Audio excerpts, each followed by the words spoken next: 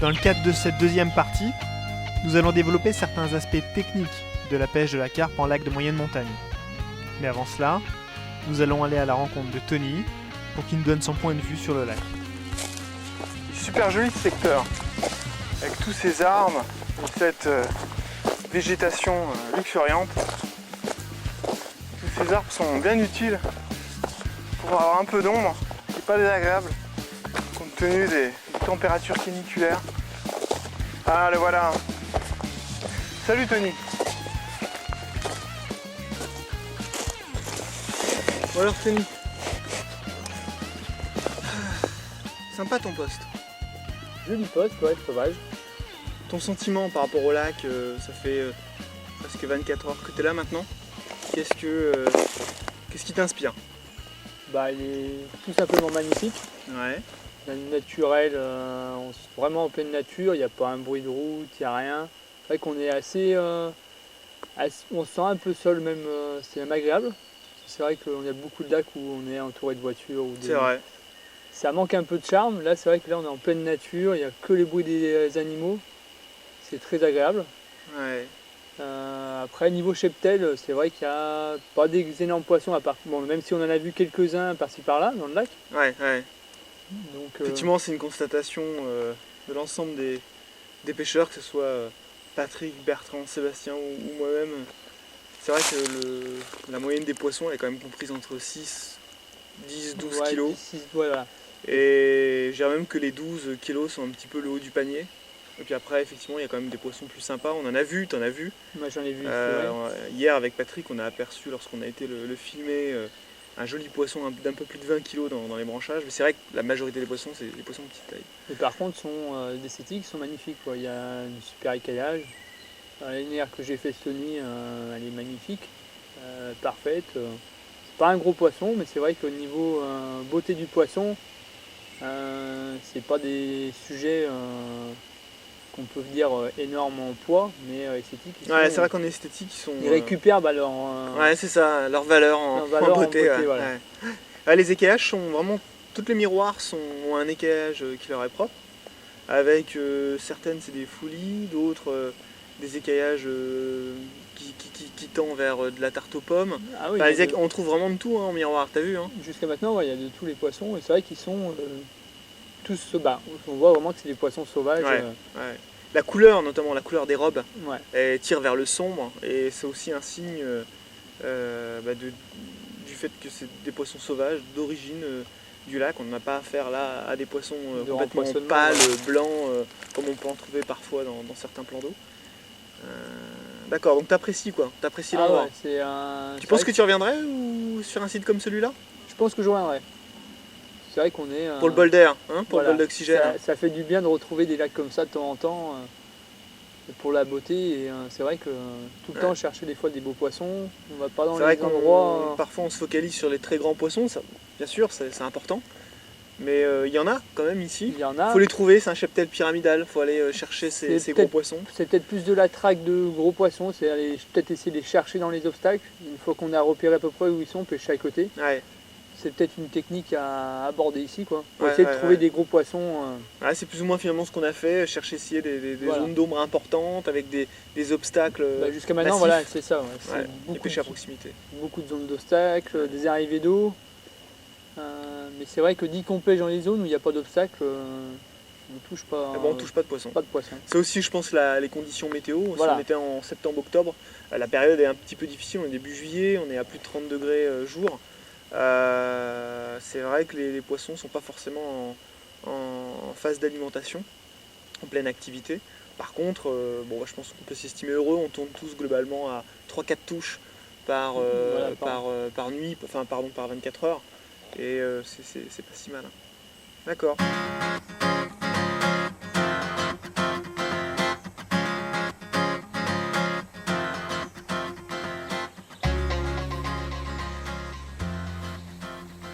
Pour assurer un maximum de prise, Tony s'installera sur un poste escarpé au plus près des obstacles, de manière à les pêcher le plus efficacement possible.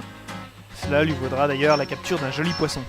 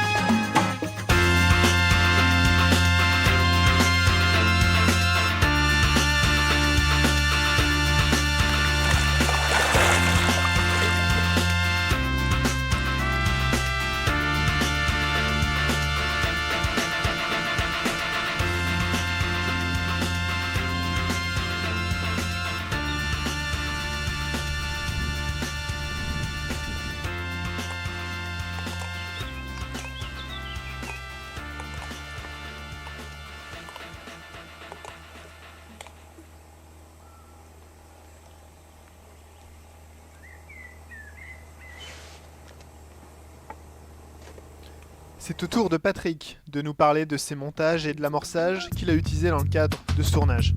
Je vais vous montrer un petit peu tous les ustensiles que j'utilise pour les montages. Donc du lit-corps, 45 livres, voilà, associé avec un clip donc, un bas de ligne, un ébrillon à anneau qui libère le bas de ligne, un bas de ligne, soit une combinaison tresse, fluorocarbone, avec un gros fluorocarbone, ou alors tresse tout court, parce qu'on pêche quand même dans des endroits très encombrés. Donc généralement on n'utilise que de la tresse de 25 livres. Bon, c'est de la tresse, c'est de la supermantis de Criston, qui est très résistante à l'abrasion, et même sur les cailloux dans le bois. Plastifié en plus. Ou alors le troisième c'est un montage comme là. Donc là c'est un montage flottant, comme on peut voir. En combinaison avec un quick change, on peut libérer le bas de ligne très rapidement. Comme là. Voilà, si on veut changer de bas de ligne. Et au-dessus, une grosse tête de ligne en fluorocarbone de 63 mm. Donc avec les nouvelles attaches, nage donc, qui libère le plomb aussi très rapidement. Comme là, pour les obstacles. Voilà, en tout cas un montage très costaud on va dire, pour les pêches très difficiles vers les obstacles. Montage. Lorsque je le dépose dans l'eau, j'ajoute donc soit un sac, comme on peut voir ici, avec du pelet donc, que j'attache à l'hameçon, comme ceci. Voilà, je dépose dans l'eau. En 20 secondes, le sac est dissous et le pelet est à proximité de lèche dans l'eau. Il y a deux sortes de sacs, soit les sacs qui sont en tube qu'il faut préparer, ou soit les filets qui gardent un peu plus l'humidité, c'est-à-dire que même si on trempe un petit peu les pelets, malgré tout ça ne fond pas tout de suite. Voilà, c'est les webcasts qui sont en 44 mm ou 65 mm. Voilà, on les fait de la longueur qu'on veut et on l'accroche à l'hameçon, ça permet un amorçage à proximité. Donc au niveau des amorçages, j'utilise de la petite graine, la micro-graine, on peut voir là, du pelet, on peut voir ici, et des micro-pelets qui se dissout assez vite. Et la particularité, c'est qu'il est du même parfum que les bouillettes. Alors, les bouillettes, le parfum c'est du Scopex Squid, voilà ici, en 15 mm, dedans d'ailleurs, et de la 20 mm aussi. Après je coupe une paire de bouillettes dedans pour l'amorçage.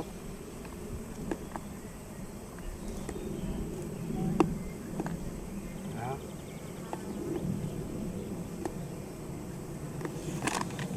Qui renforce un peu les parfums. On peut avoir les mains grasses.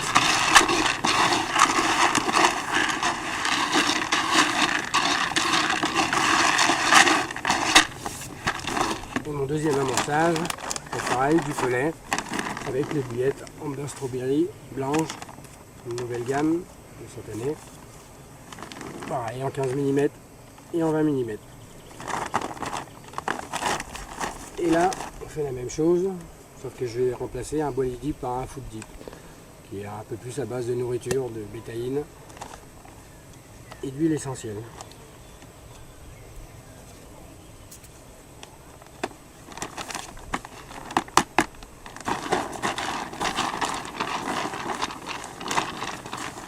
C'est un mélange assez gras, comme on peut voir, et très odorant. Donc une attractivité qui est au maximum.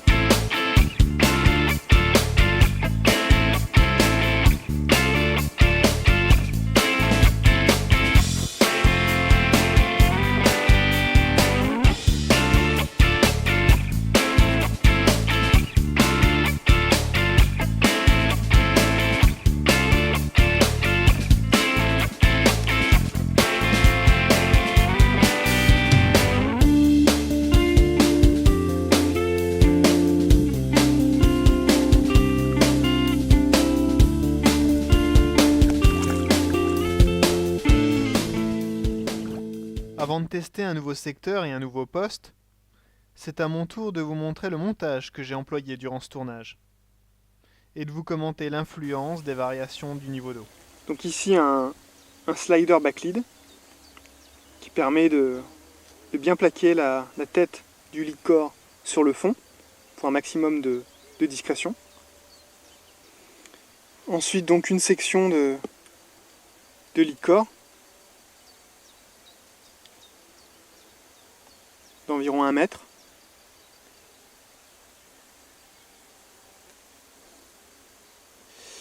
Ensuite, effectivement, le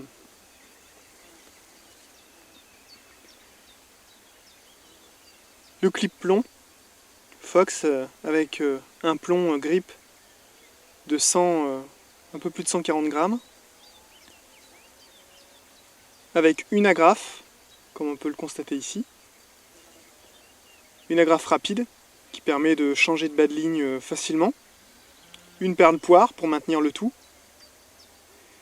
et un bas de ligne d'environ 25 cm en 13 cortex d'environ 12-13 kg, avec un petit plomb pour maintenir la flottante à la profondeur désirée. Donc là environ 3 cm. Monté donc sur un des rigs avec un cheveu en fil dentaire et un hameçon taille 2 SSBP. En téflon, toujours de la même manière pour maximaliser la discrétion. Merci bien Jocelyn quand même de m'avoir dévoilé quelques petits secrets. Bah voilà, en espérant que ça suffise pour ce soir, pour en prendre une de plus. Allez, on croise les doigts. On croise les doigts. À plus tard.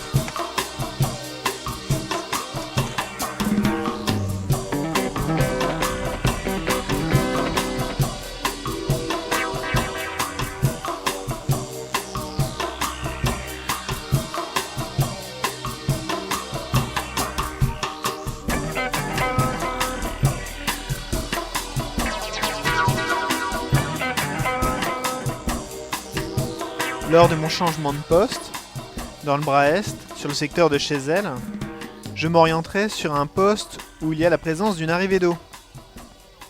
Je profiterai également de ce déménagement pour vous présenter à la fois la tête de ligne que j'ai utilisée dans le cadre de ce tournage, la bagagerie, mais également un produit bien utile au bord de l'eau, un convertisseur. Hier, j'ai perdu un poisson sur la tresse. Effectivement, j'ai une tresse de 30 centièmes de diamètre.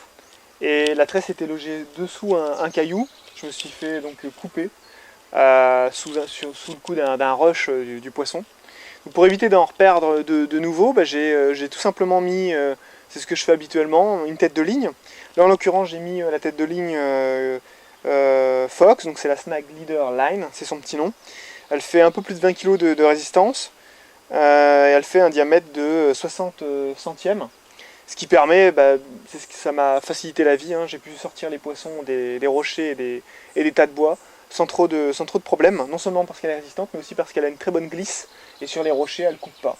Voilà, donc ça a été un petit peu la solution hier pour sortir ces deux poissons.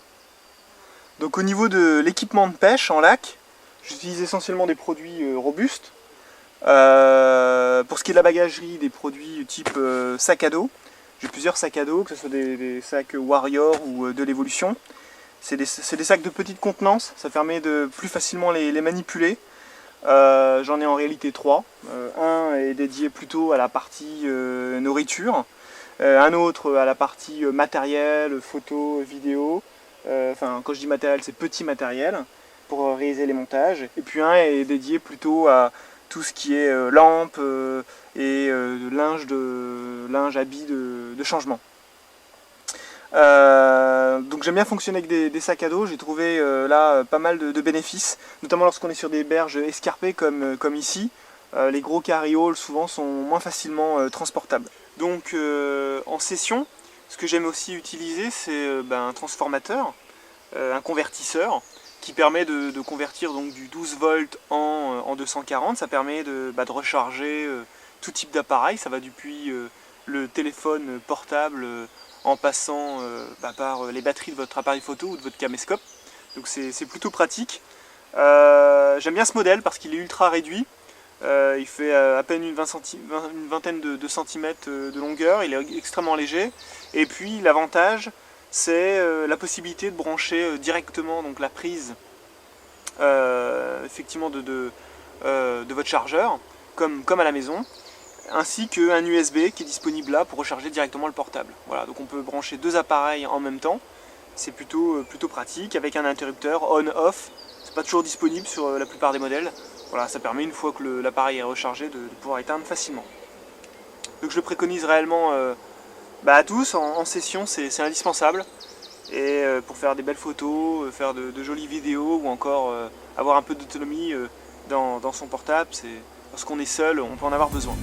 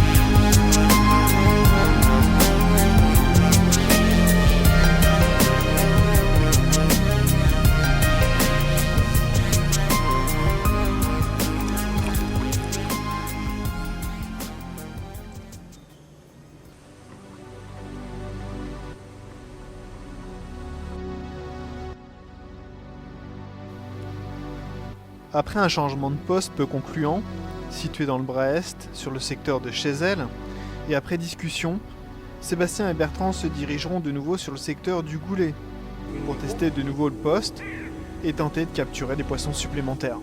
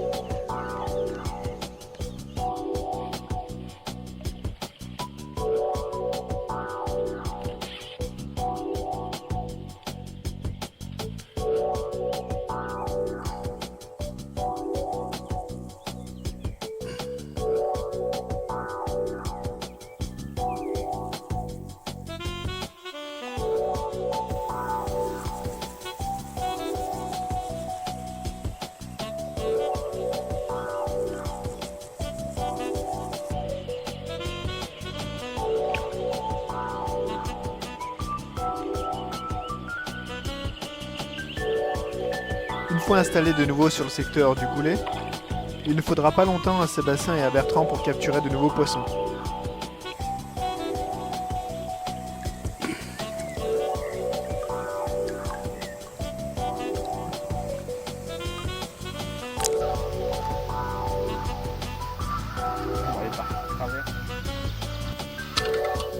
Hop hop.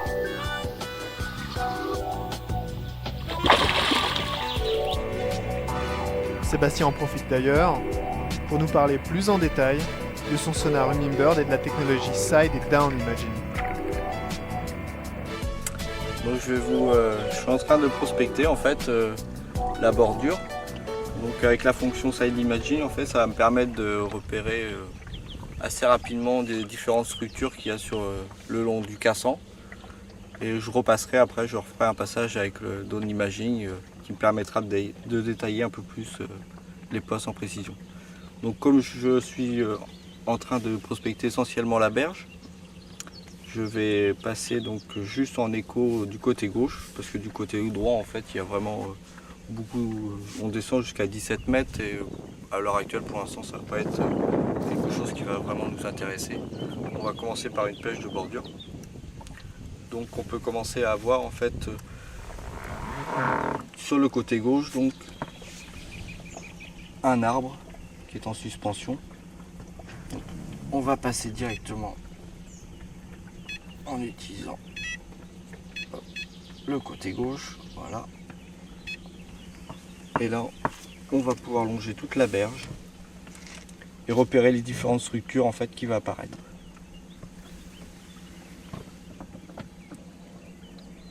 Donc là nous avons un arbre immergé, un tronc, avec des blocs de roche de chaque côté, des éboulis de roche. Alors, toujours l'éboulis de roche qui continue. Donc là on va essayer de trouver une zone propre, soit d'un côté ou de l'autre de l'éboulis. Pas pêcher en plein dedans, ça a grande chance de perdre des poissons. Voilà, là ça serait un endroit assez propice pour pouvoir positionner son montage. On va continuer la prospection de la berge. Là on se rend compte qu'on a passé tout un secteur en fait. C'est vraiment très plat, c'est une pente douce qui descend. Là on commence à apercevoir un amas de branches le long de roches. Encore un coin intéressant en fait qui va pouvoir nous permettre de positionner une canne. Alors ce qui est intéressant, c'est quand on rencontre un point qui nous plaît, on se déplace avec le petit curseur.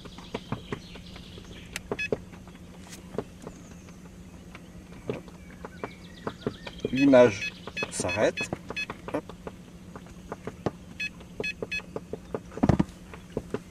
Je marque le point que je pourrais renommer tout à l'heure, qui me permettra de retrouver mon poste. On va continuer le défilement de l'écran.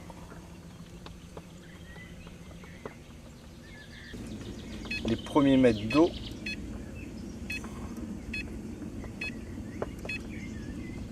Voilà. On va mettre les... Comme ça on va avoir un peu plus de détails sur l'information.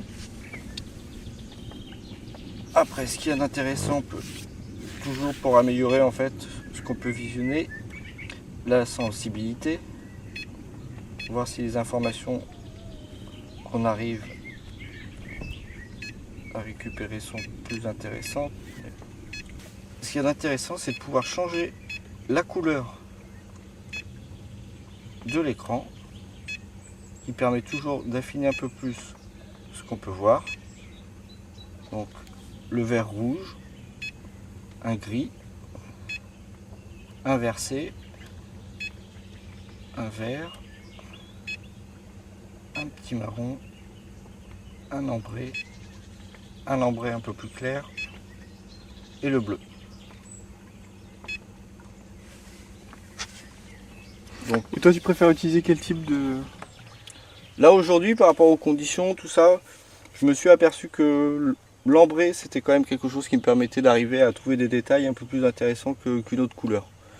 Sinon après, surtout la luminosité, en fait, on peut modifier, mais il y a des couleurs que j'utilise moins souvent, notamment le vert, je trouve, peut-être par manque d'habitude, mais souvent c'est le bleu ou l'ambré qui est vraiment assez intéressant à utiliser pour arriver à déterminer tout ce qui peut dépasser du fond. Des rochers, on peut s'apercevoir en fait que la fonction du side, en fait, c'est vraiment comme un projecteur qu'on envoie en fait. Et tout ce qui dépasse donc du fond est assez clair, et ce qui est derrière l'obstacle en fait est beaucoup plus foncé. Donc là on peut s'apercevoir qu'on avait le bloc de roche qui tombe justement sur ce côté droit par rapport à mon doigt. Quand même pour mettre une canne, il faudra mieux trouver une zone un peu plus dégagée, pas très loin de cette zone, pour pouvoir sortir les poissons et ne pas les abîmer. Sébastien, donc on a vu la technologie Side Imagine, on comprend que effectivement c'est une vue de chaque côté de l'embarcation. Ça on l'a bien vu. Maintenant, est-ce que tu peux m'expliquer un petit peu la technologie Down Imagine? Le side me permet en fait de commencer à une prospection assez large, ouais, de repérer différentes structures sur le fond, notamment là un arbre couché. Et après, pour bien déterminer en fait les différents emplacements de l'obstacle, je vais passer en down. Alors, on va défiler les différents écrans.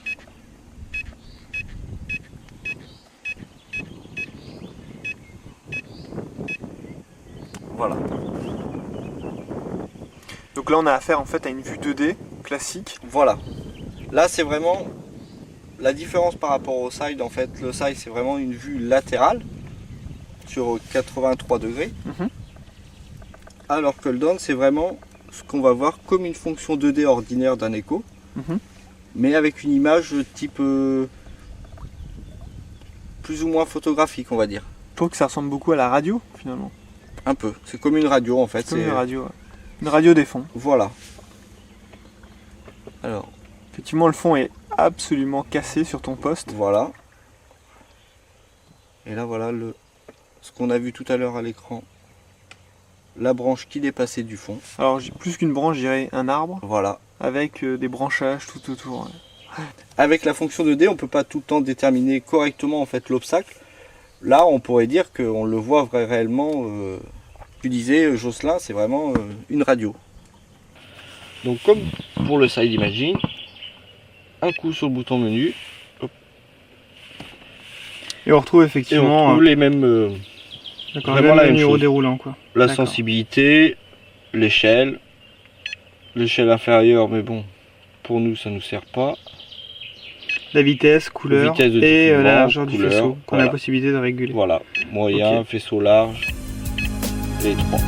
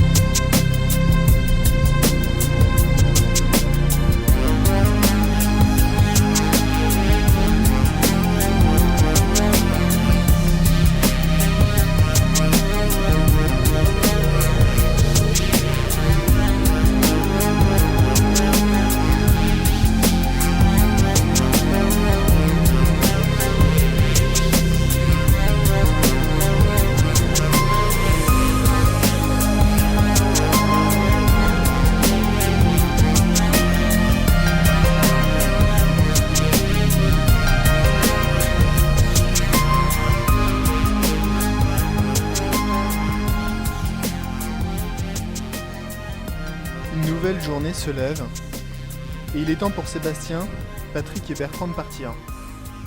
Ils profiteront donc de leur départ pour nous installer pour notre dernière nuit sur le haut du secteur du Goulet avec Tony.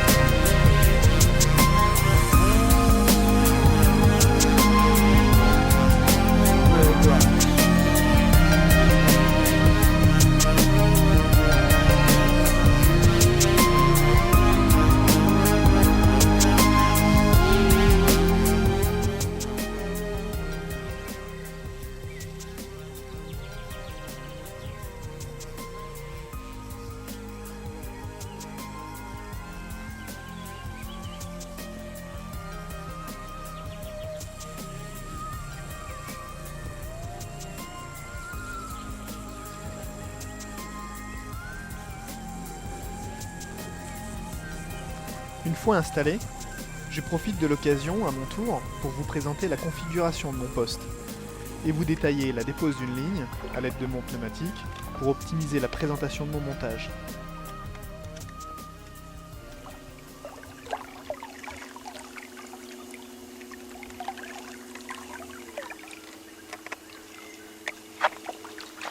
Donc on s'aperçoit en fait à la lecture de mon poste, donc je pêche un goulet d'étranglement sur le lac d'environ 110-120 mètres. La bordure elle est extrêmement raide, finalement elle est assez pentue de chaque côté du lac. La preuve, je suis à quoi 15 mètres du bord et j'ai déjà un peu plus de 6 mètres d'eau. On s'aperçoit que la pente est extrêmement cassée. Alors ce qu'on aperçoit en rouge en fait c'est la partie très dure, c'est de la roche, des cailloux. Le mélange de vert, de rouge et de jaune, c'est un substrat caillouteux dans lequel s'est logé pas mal de débris végétaux, que ce soit des feuilles, des branchages, ce qui donne cette apparence un petit peu verdâtre. Voilà. Le fond est cassé, mais il n'y a effectivement pas énormément de choses à pêcher, hein. En réalité, c'est surtout la bordure qu'il faut privilégier, parce que le fond, en fait, il a la forme d'un U, avec les berges de chaque côté et une zone relativement profonde au milieu. Donc là, on constate quelque chose d'intéressant. C'est dommage que les poissons ne mordent pas en pleine eau, parce que là, effectivement, à la remontée, là, on a effectivement une zone intéressante qu'il faudrait privilégier si les poissons étaient dans un peu plus d'eau. Et vu que les touches, on les a eues essentiellement dans des profondeurs comprises entre 1,50 m et 3 m, 3,50 m, je préfère orienter ma pêche sur ce type de profondeur. Donc là on s'aperçoit en fait qu'on arrive à la remontée déjà, sachant que ce côté-là de la berge est nettement plus pentu, hein, puisqu'on est à 15 mètres du bord à peine, et il y a toujours 13 mètres d'eau, alors que sur l'autre berge on a 6 mètres. Et pourtant, les poissons longent cette berge à la recherche d'obstacles, de nourriture, écrevisses, dépôts, débris végétaux. On a aussi constaté qu'ils s'alimentaient ils relâchaient dans les sacs des petites graines qui sont issues directement des arbres. On va essayer de s'orienter tout près, puisque la canne cette fois, donc je vais la positionner encore dans moins profond que tout à l'heure. Je vais essayer de la mettre dans 2 mètres d'eau, 2 mètres, 2 mètres 50. Autrement dit en extrême bordure. Les poissons l'allongent, c'est pas le souci. Toujours encore une fois, c'est ces débris végétaux en surface. On voit que la température d'eau est de 26 degrés 4 en surface bien sûr, puisqu'en profondeur elle est nettement plus froide. On a un phénomène de thermocline ici qui est très marqué sur le lac du Crescent aux alentours des 11 mètres d'eau. Hop, je recule. 2,70 m, voilà, on arrive dans des profondeurs relativement intéressantes. On voit que des arbres surplombent cette partie de la bordure. Et donc les poissons peuvent y trouver et à la fois une zone d'ombre, une zone de sécurité. Bon, dans tous les cas, il ne s'agit pas de poste de tenue ici, mais plus de poste de passage. Je vais mettre l'équivalent de 2 pelles. Donc c'est de la graine pour canari, une pelette. Et donc des graines à canari composées de... Je vais reculer un peu pour bien étaler l'amorce.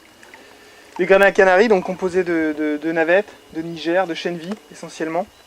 Donc des graines qui sont relativement riches en lipides, qui se prêtent bien à la pêche d'été.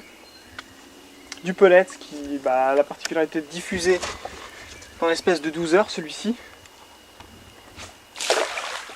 Et puis des bouillettes écrasées, des bouillettes coupées en deux, arrosées de liquide attractant fresh fish et de spicy tuna. Voilà. Allez, je vais poser cette fois la ligne, je suis dans 2,80. On va essayer de poser, parfois du premier coup c'est pas forcément évident, à la limite du cassant, parce que les poissons en fait longent le cassant. Il y a un peu de vent, c'est pas méchant mais il y a un petit peu de vent. Donc c'est là, quand on voit les roches, c'est là où on voit l'importance d'avoir une tête de ligne en gros nylon. Voilà, je vais sonder une nouvelle fois, voilà, je sens la descente, très nette. Donc la pêche se fait juste avant le cassant. Les poissons longent le cassant en quête de nourriture. La branche m'embête un peu. On va essayer de reculer voilà, et d'avancer. On a amorcé ici.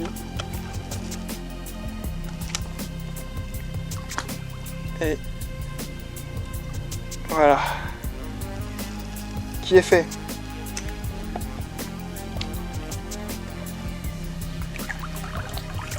C'est parti. Donc je tiens bien le fil. Soit je le desserre vraiment au moulinet pour avoir la ligne bien tendue, mais là, comme on est sur un cassant, sur une descente, je préfère le tenir entre mon pouce et mon index, de manière à exercer une pression pas trop forte. Je ne voudrais pas que mon plomb dégringole. Même si c'est un plomb grippe, il peut malgré tout dégringoler. Et l'idée c'est vraiment de pêcher dans cette profondeur et pas plus profond. Parce que j'ai constaté que plus profond, il n'y avait pas de touche.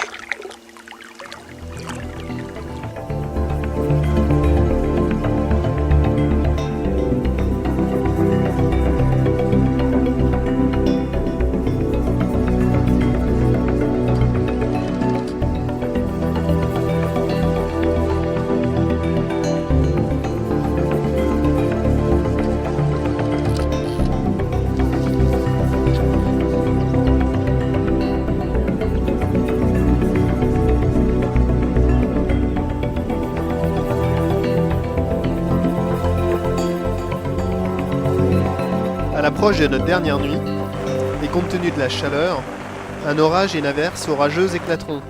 Cela ne manquera pas de dynamiser l'activité des poissons, et nous enregistrerons alors quelques touches supplémentaires.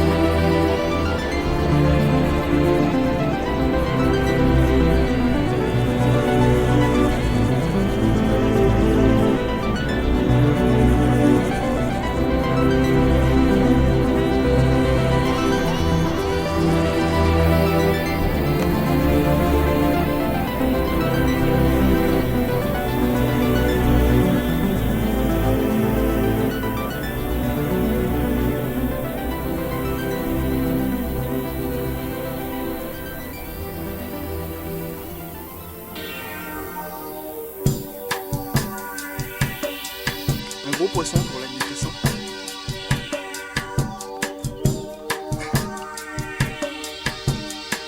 Tout en longueur. Il va faire 4 mètres.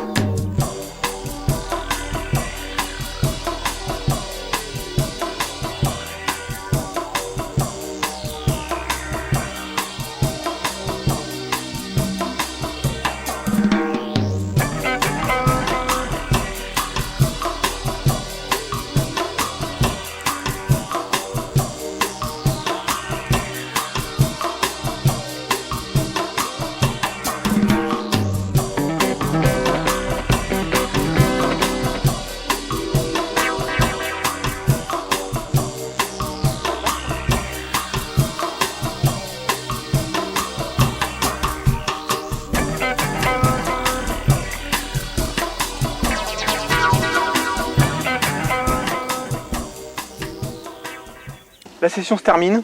On a déjà passé plus de 7 jours sur ce magnifique site. L'idée de ce double DVD, c'était tout simplement de partager avec moi et mes camarades une session ensemble et vous faire découvrir un lac à la même vitesse qu'on allait le découvrir finalement. C'est vrai que habituellement je suis plutôt focalisé sur la traque des gros poissons, que ce soit sur des lacs souvent médiatiques d'ailleurs, Orient, Panne-Sierre, Saint-Cassien pour en citer que quelques-uns. Il y en a aussi des peu connus bien sûr. Mais cette fois je dois dire que cette session sur le lac du Crescent a vraiment été une bouffée d'oxygène. On a affaire à un site extrêmement sauvage, inaccessible sur la majorité de ces berges. Un cheptel en poisson qui est extrêmement esthétique. Et ça en fait, je crois, une véritable destination pour toutes les personnes qui souhaitent traquer des jolis poissons en lac. J'espère que ces quelques minutes passées en notre compagnie vous donneront l'envie de découvrir ou de redécouvrir le lac du Crescent, les lacs plus généralement et encore plus globalement le domaine public. Car il faut le reconnaître, le domaine public est sous-pêché sur sa majorité, sauf quelques pièces d'eau reçoivent une forte pression de pêche, alors qu'il existe de véritables trésors, les lacs vierges, inaccessibles, où la nature est sublime, les poissons super esthétiques, on a pu le voir durant le DVD, et finalement la sensation de liberté omniprésente. À bientôt.